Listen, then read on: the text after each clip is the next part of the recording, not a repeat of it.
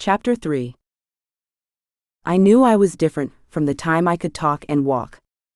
I had this weird feeling that I wasn't like my parents, that my DNA was different from theirs, but I had nothing to substantiate my claim.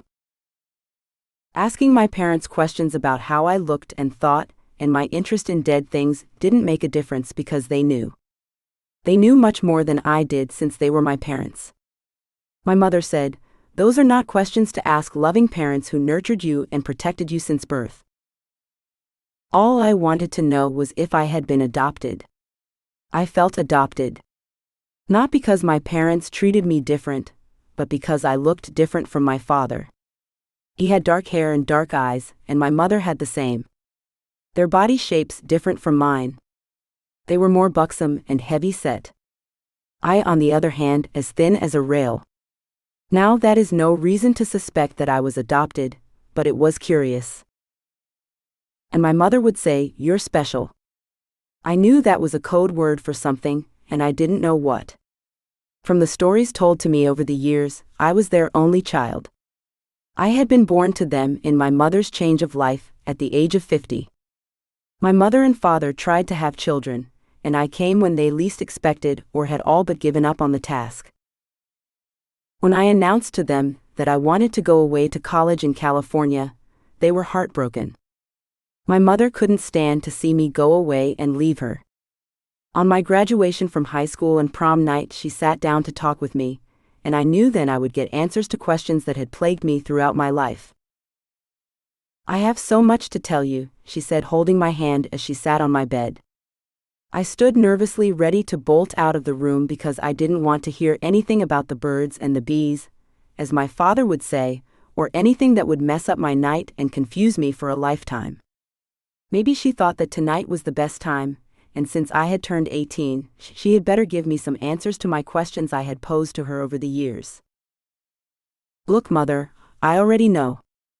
I cringed every time she tried to entertain the subject of sex. "You just don't want to have your 68-year-old mother tell you about sex on the night of the prom."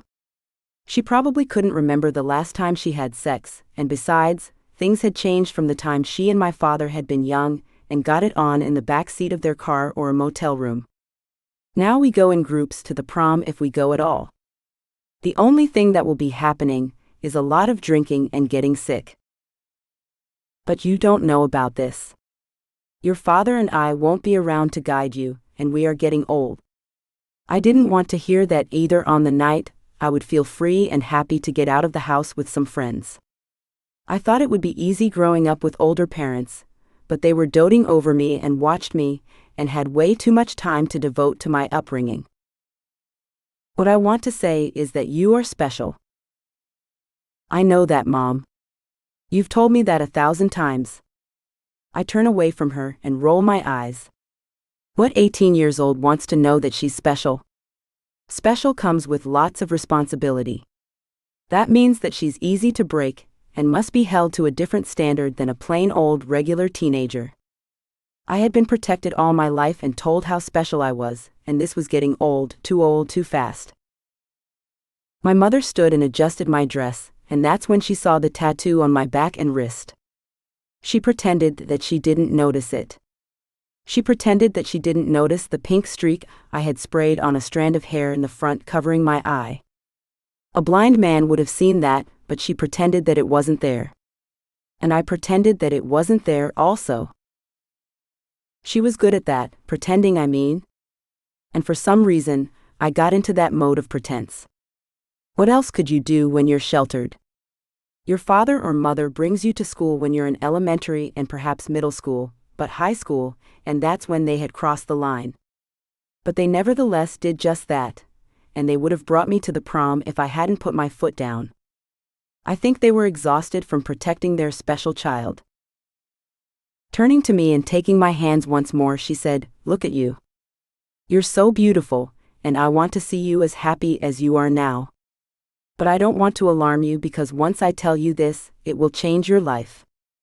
I had never heard my mother's voice sound dire as it did at that moment. It was as if she was telling me that I was adopted, and that I wasn't hers or my father's. I suspected that, but I never wanted her to say those words. She pulled me down as she sat me on the bed next to her. I wanted her to get to the point, because I couldn't stand this any longer. My legs shook from nervousness. My girlfriend Paige and her friends would be arriving soon. I didn't want to be late because my father would meet them and give them a lecture about sex and say fuck too many times, and everyone would laugh at me, and my last few weeks of school would suck big time when the gossip mongers got a hold to it. They would know that I never had sex and was still a virgin, which wasn't as great as it was in my mother's time. I was looked on as a loser and geek who couldn't get a boyfriend, but I could get straight A's. I never did have a boyfriend in school, and I would have been a loser if I didn't hang with my friend Paige, who was considered the slut of our graduating class, and she wore that label like she had gotten an Olympian medal for ice skating. Having a distinction as being a virgin didn't hold the same meaning it had years ago, where a girl wanted to protect that unique part of her. And if I'm special, it's because I am still a virgin, where 99% of my graduating class wasn't. And the other 1% were known sexting addicts. Mom? Get to the point. I wore this bored, sour look on my face. Paige and my friends are coming, and I don't want Dad to know. Yes. Okay. I'm glad you said that. Dad is not your father. Did I need to know that now before I have to leave for the prom? And just like that, I dismissed it and pretended that she never said that my father wasn't my father. I knew how to departmentalize, and now the only thing that was on my mind was the prom and drinking and coming home late and pretending I never heard that last part. I stood and walked to the window and looked out, praying that the stretch limo would come soon. I heard my mother say something. Dakota, your father was a known vampire hunter. He came from a long line of vampire hunters. And he made me promise that I would give you his kit on your graduation night. Yeah, Mom, whatever. Vampire hunter. I'm looking out the window and searching for that car, and praying it would drive up soon. I turn to her and she has this old leather case. Just put it there, and I'll look into it when I have time. You know, I have this internship at the hospital Monday, and I have to concentrate on that. I'll get around to it. Don't forget to go through it because it has important instructions from your father. Then I heard her for the first time. Did you say that I had another father? She shook her head. What happened to my real father? I asked, not paying attention, just keeping her talking, so she doesn't tell me some dumb shit about sex. I wasn't really listening. As far as I was concerned, the father she spoke about now wasn't a father. I didn't know this man, but the man who brought me to soccer practice, the man who bought me musical instruments when I said I wanted to play in the band. The man who brought me to acting classes on Saturdays when I thought I wanted to be an actress, and hugged me and comforted me when a boy turned me down when I said I liked him, now that was my father. And the one waiting to lecture my friends in his underwear, he's my real father. The man who worried about me and stayed up with me when I was sick, this is the man I consider my father, and that's why I pretended what my mother said didn't happen. When I saw that white limo turn the corner, I jumped up and down for more than one reason. Mom, they're here, and I have to get out before Father goes out to the limo. I understand, she said. And I rushed out the door and down the stairs before my father could get out of his favorite chair. Dash. When my father realized that I had bounded down the stairs, zoomed past him, out the door, and sitting in the limo when he showed up at the foot of the steps, he stood to wave. Sweat beaded on my forehead, and my breath had quickened. Driver, go. The driver pulled off with my father walking slow to the curb, still waving. When the limo's motor started up and it launched forward down the street, my father turned with a disappointed sigh and climbed the stairs and closed the door. He wasn't waving goodbye, but for us to wait until he hobbled up to the car door to give us a lecture. At 18 and 19, we didn't want to hear any more speeches, especially for someone who could have been our grandparent. That bad? Paige said. She shrugged her shoulders and straightened out my blue dress, which had been a little short, but too long for her, with not enough of my breast showing. Why do you insist on covering up the things that make men want to look at you? She tried to pull the front of my dress down, but my bra kept showing and she gave up after a few minutes. They have my face to look at. It's not the face that men are interested in, and it's not your mind. The girls and guys gazed over at me with an intense glare once they heard Paige. They knew my story, and they were pretending that they didn't notice anything unusual. Maybe Paige had threatened to tell their secrets if they weren't nice to me. The conversation between 6 of them continued, and over their discussion, Paige asked, "What's wrong with you, Dakota? I can't take this any longer." I'm glad you said that because now is the best time I can ask you. You know you're my best friend in all the world. I listened, wondering where she was going with this conversation. You know I don't get along with anyone, but you with all my peculiarities, and I'm fussy, finicky, picky and demanding behavior about everything. But you overlook my shortcomings. Persnickety. Yes, I know you are. Okay, now that we have that out of the way, could you share an apartment with me? I can't afford the rent alone, and it's a wonderful apartment. She looked at me with a wide-eyed expression few could resist. Paige had this little girl look where she wanted a puppy, and could come up with all the reasons why her parents would buy her one. And once she got the puppy, then someone else would have to take care of it. That was Paige. I have to talk to my parents, I said to her over the clamor of music and chattering voices. You're 18 and soon you'll be 19. You're at the age of consent. You don't have to ask your parents for you to move out. You tell them. But you know how they are. And you know how I am. I can't hurt them. Paige looked at me, and now she would make her argument. Do you want to be in your parents' house until you are old with them directing your life forever? You know they aren't going to let you go to California. You'll never meet that man who will take your virginity? Don't you want to marry someday? I was just 18, and I didn't know if I wanted to marry. First I had to get the boyfriend first, and then figure out the rest. I raised an eyebrow because she had said that so loud that the others turned to look at me and stopped talking. When I shrugged at them, they turned back and continued their conversation, no doubt about me. Knowing some of what Paige had said was filled with the truth, I didn't want to face it now. I was trying to have a fun night, and things were coming at me from all sides. I thought this would be a stress-free night. My tests were over, and I had gotten letters of acceptance from schools from the north, south, and west. And I secured a position at this prestigious research hospital in Seattle. I knew I was on my way to getting my parents to give me their okay to go to Stanford. I wanted to get away from Seattle with all its depressive rain and cold weather. I wanted to be where I could feel the sunshine on my face. But I learned early on that life doesn't give everyone what they want, it gives you what you need. Can we talk about this later? The limo was driving up to the school, and it appeared that everyone had the same idea. Go as a group. In numbers, there is safety or a great way to get into trouble, and blame it on someone besides yourself.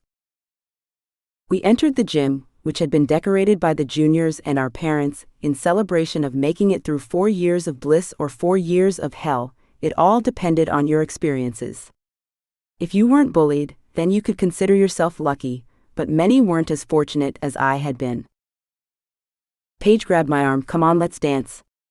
As we were dancing around the gym, I spotted a pale blonde with dead-looking hair and a reed-thin body. His eyes fixed on my face. My eyes lowered because he held that stare longer than I could. When the music paused, I asked Paige and a couple of guys who had joined us a question. Why is that guy looking at me that way? Elliot? He looks at everyone as if they're invisible. Elliot targets someone for whatever reason and stares at them, Paige said.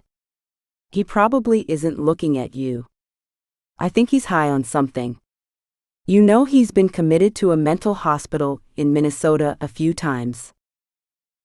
I didn't know that, I said to Paige, who never stopped from dancing and shaking her head forward, with her long black dyed hair falling in layers covering her face. She looked like a girl from the Addams Family, except she had a ring in her nose and tattoos on her body. She showed these tattoos only to her friends and boys she went to bed with, and I was her best friend. You wouldn't know the latest gossip around the school. You have your head in books all day. Life is passing you by, and when you wake up it will have gone. You should date. Look around you, I said in my defense. Would you date those losers? What about Elliot? He might be the best one out of our senior class, and he's, in your words, weird and on drugs. Paige smiled in agreement after she took a look at the guys we had to choose from here. Would you give up your virginity to one of those nerds or jocks? I already have, she said, and she danced away from me, and I gave my feet a rest for the night. When I did look in the corner where Elliot stood, there was an empty space against the wall in the back of the gym. Chapter 4. The prom went great after my stint in the hospital, and making up those grades I received during what I called my rest, or as Paige would say, a vacation away from your parents. Nothing unusual happened after the prom. Nothing ever happens with the kids in that school, except most of them want to end it all. It was then I knew it was time to leave home, and my parents satisfied that what happened to me was an accident sanctioned my freedom to become an adult. But first, I had to complete my summer internship at the hospital. 4 other girls from across the U.S. who had been selected to work in the lab. The wing of the hospital carried the name for the family who had donated loads of money to the research on blood disease and rare forms of diseases. Mieres was the name, I think someone said.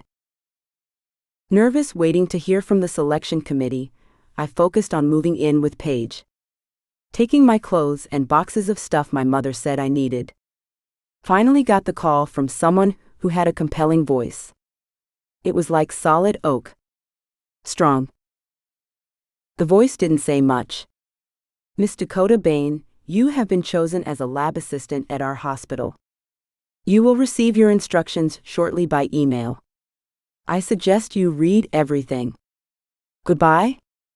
Earlier I had been filled with anxiety and sleepless nights, thinking that my little problem of being in a mental ward had knocked me out of the running, and then I remembered the doctor telling me they sealed my records because of my age.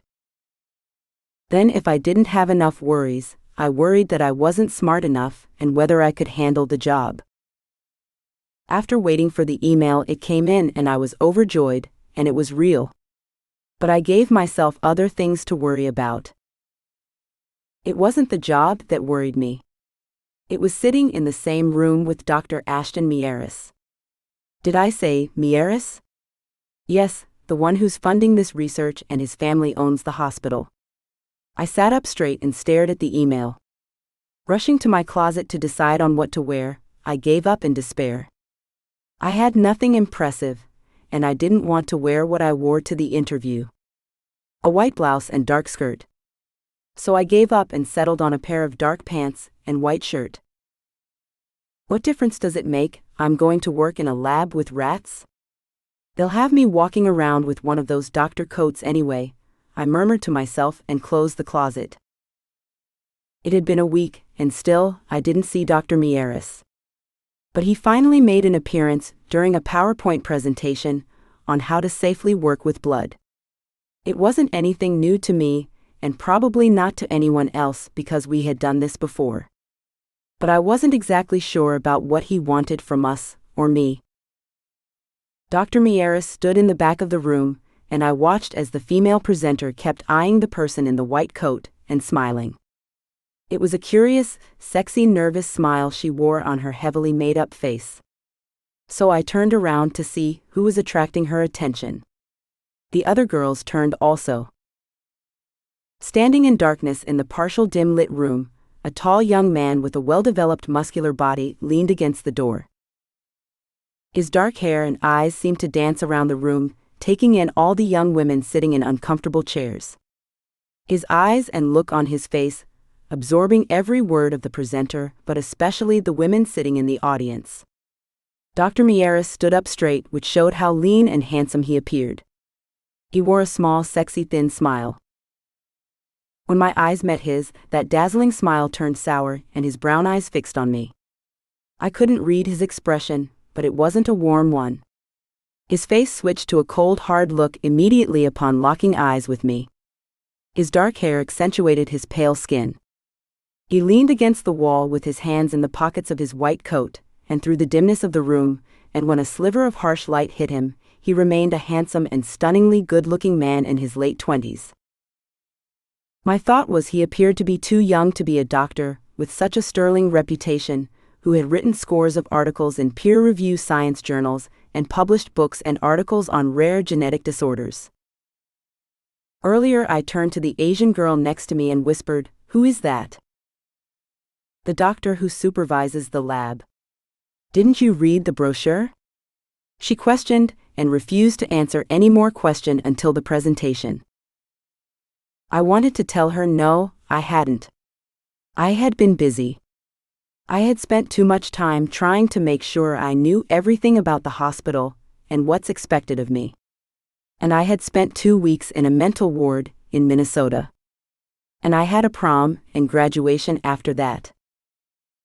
After a long session with questions and answers, I waited for my assignment. "Tonight your assignments will be sent to your email accounts. Make sure you check it. It will designate the wing of the hospital you will be working in. Don't get there late, and make sure you get your equipment, and don't forget to cover your hair. Some of us have extremely long hair." She glanced at me when she said that. "And look for the time you'll be working late. If you don't have a car, you will have to make arrangements with a car service, or you will have to let someone else take your spot," the nurse said when she hit a button turning off her computer. I raised my hand. "How late?" "Miss Bain, I wasn't aware that you couldn't work late. If I had known you weren't available those hours, I would have selected someone else.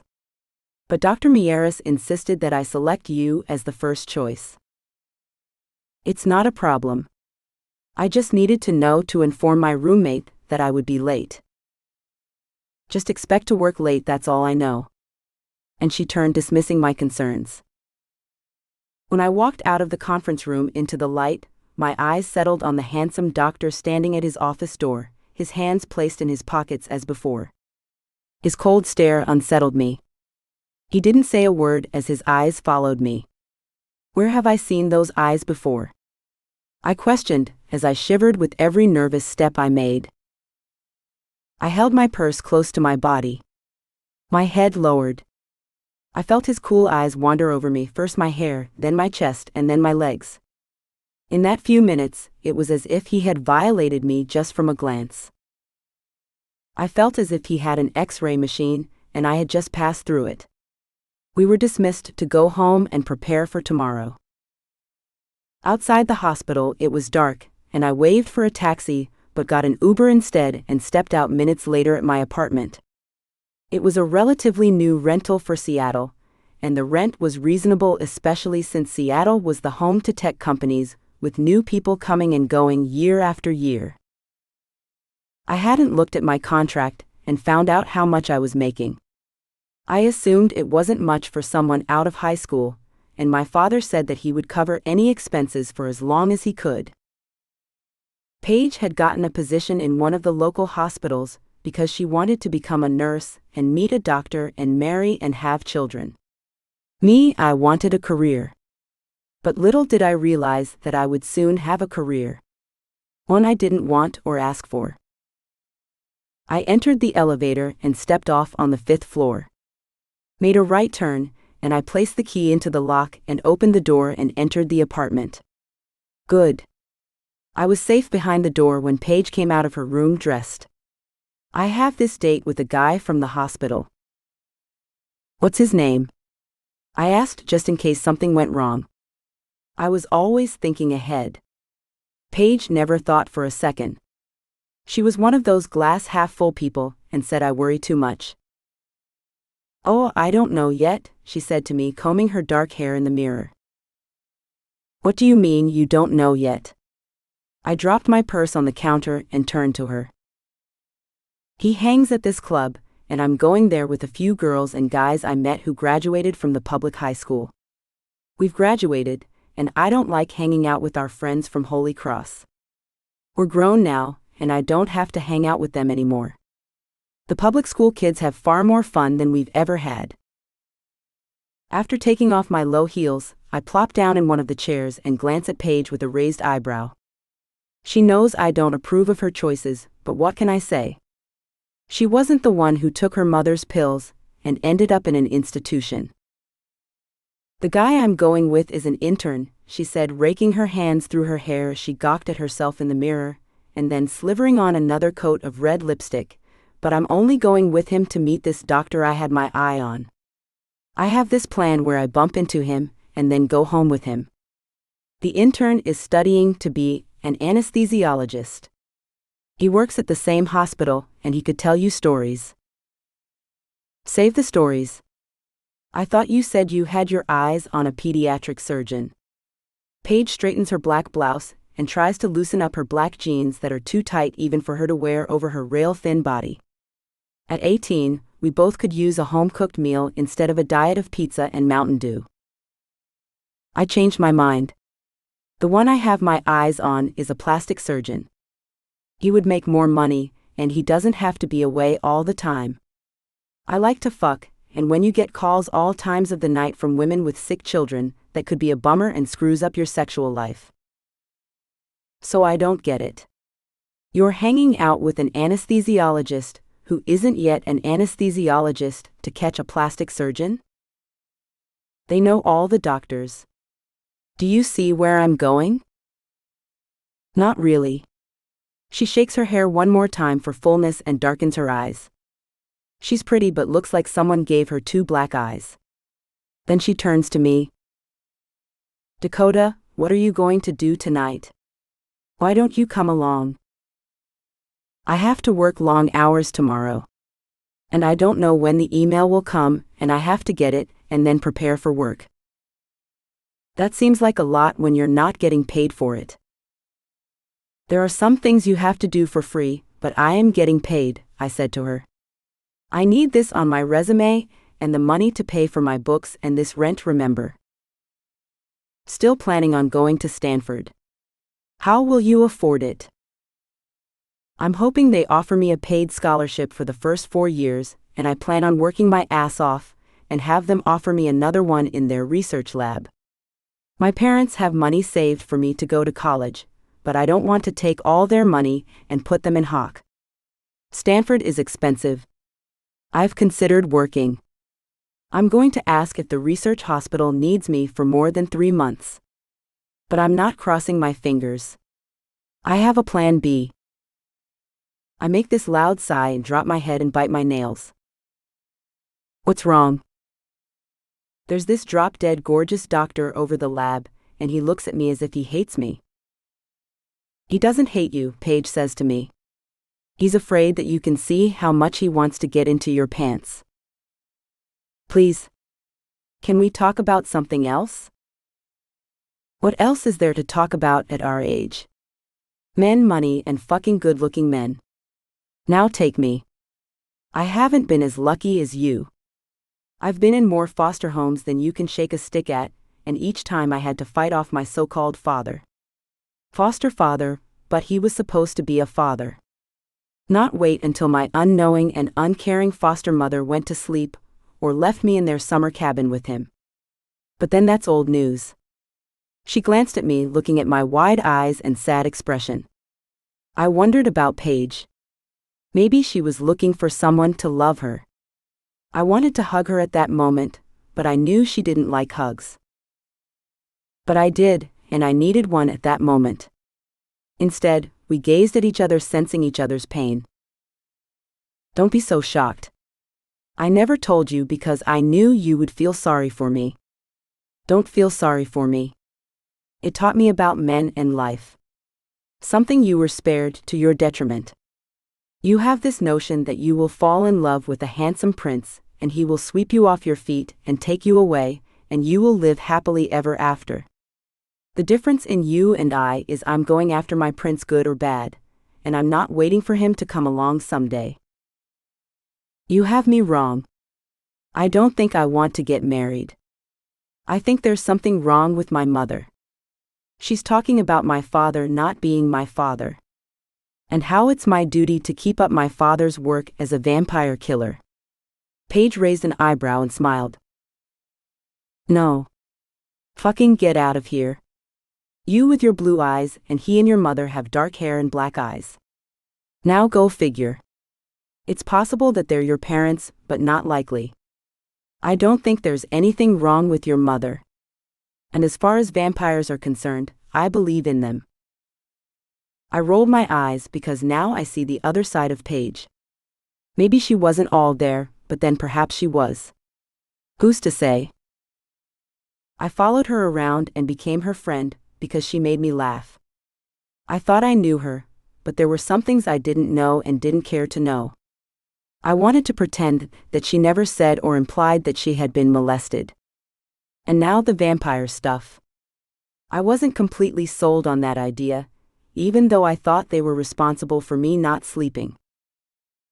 Paige had lived a life that I couldn't imagine, and here I was freaking out about my mother confessing that my loving father wasn't my father and that vampires existed. Both of which appeared foreign to me and a little crazy before I met Elliot, but still I wasn't convinced. I thought that it was delusional of me, that I had seen someone in my bedroom at night. Maybe the meds I took to make me sleep had muddled my brain. I thought you had someplace to go, I said to Paige. I have a few more minutes. I stood and straightened Paige's hair. She shook her head, ran her fingers through it, messing it up again. Paige glanced over at me, patting her hair, and said, I like my hair messy. It makes me look sexy. Now tell me more about the vampire thing, she said, reaching for a bottle of open wine and pouring herself a glass. I think my mother is insane. I hope she's not my birth mother. I put my hand to my mouth, embarrassed at my words. I never thought I would say that. I've been trying to find my birth mother and you're giving away mothers, Paige said to me with a sad glance and sad eyes. And one that loves you. If she didn't love you, she wouldn't have warned you about vampires or told you that Mr. Bain isn't your father. But it's more to it than that. She said I come from people who hunt vampires, and that vampires are all around us, and that I could be in danger because I know how to kill them. I walked over and poured myself a drink. My second drink. I swallowed a half glass of red wine. I don't know shit about killing a vampire, I said to Paige. I poured another drink. If they exist and I don't know if they exist, and I would bet they don't, then I think my mother is having a stroke. My words fell out of my mouth. People see things and talk crazy when they're on the verge of a stroke. I held Paige's hands, hoping she would understand what I understood and help me by agreeing with me. Exhaling and then blowing out a large breath, Paige walked down the foyer to the door. I need to go now. If you change your mind, it's the bar across the street from Memorial Hospital. You never know, if you hang out with me, you may meet your Prince Charming. I followed her to the door. I'm not looking for a prince or anything. I have this problem or problems I need to solve, and until then I can't function. I opened the door for Paige. She stood glancing at me with one eyebrow up and one down. You're not gay, are you? No. But what's wrong with that? I didn't follow her logic or asking me a question like that, especially since I poured my heart out to her. Nothing. Just checking because if you are, I have a girlfriend that's looking for a partner.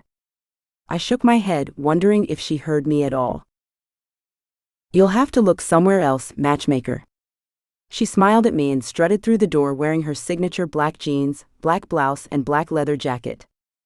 Her hair this week dyed black as midnight, and her face had an eerie look with her pale skin, bright red lipstick and 3 small rings in her nose.